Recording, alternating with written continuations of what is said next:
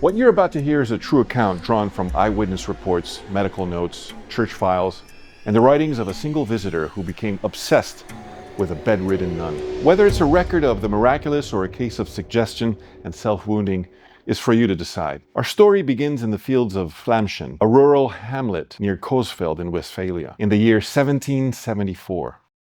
Life here is simple: mud paths, wooden homes, smoke curling from chimneys. The people are Catholic, poor, and tied to the land. In one of these homes, a girl named Anne Catherine Emmerich was born, fifth of 9 children, to a farm laborer and his wife. Her health is fragile from the start, yet even as a child, she surprises those around her. She slips away to pray, sits for hours in silence, and walks barefoot before dawn to attend Mass in Coesfeld. The local priest remembers her as unusually serious, never restless, never needing praise.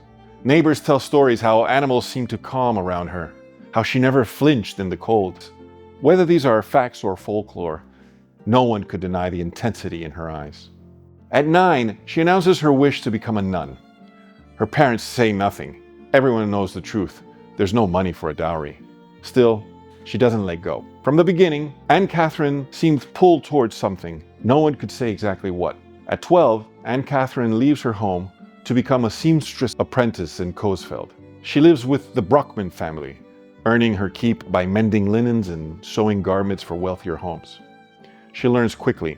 Her stitches are neat, her hands steady, but her body weak.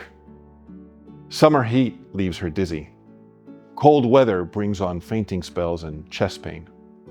Still, she never asks to rest. Clients notice her intensity. Gertrude Brockman, the woman she works for, later described catching her one afternoon completely still, staring towards the window, lips moving without sound. When she asked what she was doing, Anne Catherine simply said, listening. At night, she refuses to join the others in idle talk. Instead, she reads from the Bible or kneels in the corner of a small room to pray, sometimes for hours, unmoving. Strange rumors begin to surface. A sick child touches her hand and recovers by morning. A spilled basket of fabric somehow stays clean in the mud. She never mentions these things and, when confronted, looks embarrassed. One local priest, Father Renzing, encourages her spiritual discipline, but warns her not to draw attention. In public, she keeps her eyes low and her voice quiet, but inwardly something stirs, something restless, deep, and growing hard to contain. By her late 20s, Anne Catherine finds a path into religious life. The Augustinian convent in Dulmen agrees to accept her, if she can cover the cost of her habit. Friends collect coins. A local organist even donates from his own salary. It's enough. She enters the convent in 1802 at the age of 28. Assigned to the kitchen, she works without complaint, but her health deteriorates. Wounds open on her hands after scrubbing floors. Night fevers leave her too weak to stand by morning. Just 6 years later, Napoleon's law forced the convent to shut down. Most sisters leave. Anne Catherine stays behind as a caretaker, alongside the last remaining chaplain, Father Lambert. They live in the near-empty building, cold and damp, scraping by on donations. During this time, strange things begin to happen. Visitors say they hear her speaking languages she never studied. One priest claims she described a holy site in the Holy Land he had just returned from, with accurate details she couldn't have known. Father Lambert keeps quiet, but he starts taking notes. In December 1812, Father Lambert notices blood on her head covering. He lifts the bandage and sees 2 red marks on her temples. Days later, wounds appear on her hands and feet, small, circular, and bleeding on their own. She offers no explanation unless asked.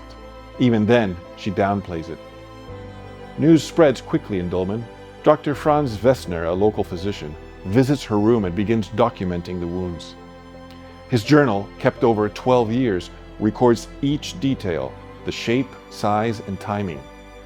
He notes that the bleeding seems to follow a weekly rhythm, starting Thursday evening, peaking on Friday, gone by Saturday. Wessner can't explain it medically. Her pulse is normal. She doesn't seem infected. She takes no food that would thin her blood. The mayor witnesses the wounds himself. He signs the entries in Wessner's journal. Even skeptics admit the bleeding is real, but whether it's spiritual or psychological remains debated. In 1818, a new figure enters the story. Clemens Brentano, a German writer and poet known for his romantic style and Catholic sympathies. He hears about Anne Catherine and travels to Dolmen to see her. One visit turns into a stay of 6 years. Each day, he sits at her bedside as she speaks in a half-conscious state. He writes down everything: visions of Jesus, the Virgin Mary, the Apostles, and events from biblical history. Her descriptions are detailed and vivid, covering cities, people, and scenes she never read about in books.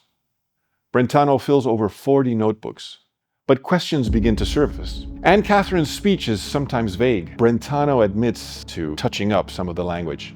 No shorthand was used. No original drafts exist. Only his handwritten copies. Later scholars ask whether the visions came from her or from him. In 1819, the church sends an official team to investigate. It includes priests, doctors, and a civil magistrate. Their goal is to determine whether the wounds are natural, staged, or supernatural. They seal her room for 3 days and assign nurses to watch her constantly. Food is controlled. Wounds are bandaged by the investigators themselves. The bleeding stops for 2 days. On the 3rd day, without warning, it starts again. Some members concluded that the phenomenon cannot be explained by known science. Others remained unconvinced. The Commission's final report is cautious. It recommends continued observation, but stops short of declaring anything miraculous. One doctor on the panel notes, "What we saw defies the eye, but not necessarily the mind." From 1820 to 1824, Anne Catherine remains bedridden. She eats very little, mostly watered-down wine, and on certain days, only the Eucharist. Her nurse, Sister Maria Christina Lutrop, testifies that she loses over 20 pounds, but remains mentally alert. Her room becomes a destination for pilgrims. Some arrive from other parts of Germany. A few leave walking sticks behind, claiming unexpected healings. The Prussian authorities, uneasy about public attention, threaten to move her to a state hospital for inspection. Public outcry follows. Church officials intervene. The plan is dropped. Meanwhile, her visions continue. Brentano keeps writing. Her room remains dim, quiet, and filled with whispered prayers. On the morning of February 9th, 1824, Anne Catherine dies. She's 49 years old. Dr. Wessner writes the cause of death as consumption, likely tuberculosis. Her body, according to witnesses, still bears the marks. Undertaker Johann Wissen confirms the wounds are visible but dry. A crowd gathers as she's laid to rest in the local cemetery. Souvenir hunters chip away at her coffin. Local police fence the area. Within days, rumors of incorruptibility begin, though no formal exhumation is ever authorized. No official relics are made. Only the stories remain. Brentano spends the next 2 decades editing the notebooks. He publishes The Dolorous Passion of Our Lord Jesus Christ in 1833 and The Life of the Blessed Virgin Mary in 1852. Both works gain wide readership. Artists, filmmakers, and clergy draw from them. James Tissot's paintings, Mel Gibson's The Passion of the Christ, even private visionaries claim to see what she once described. But historians point out inconsistencies. Dr. Winfried Humpfner of Münster University finds passages that match books Brentano owned, texts Anne Catherine never saw. The question lingers, how much came from the visions and how much came from the pen that recorded them? In 2004, Pope John Paul II declares Anne Catherine Emmerich blessed. The Vatican cites her personal holiness and suffering, not the visions or wounds, as the basis. The Church deliberately avoids endorsing her mystical revelations. It recognizes her life, not her notebooks. In Germany, the announcement sparks debate. Some praise her faith, others question the evidence. A headline in Der Spiegel sums it up: Stigmata or suggestion. The mystery remains. Anne Catherine Emmerich left behind no paintings, no photographs, no audio recordings, only medical notes, diaries, and the memory of a woman who suffered in silence. What caused the wounds? Where did the visions come from? Can one person's hidden life ripple through history as this way? You've heard the facts. Now the story belongs to you. Was it a miracle, myth, or something in between? Tell me what you think in the comments. What would you believe if you had seen it with your own eyes?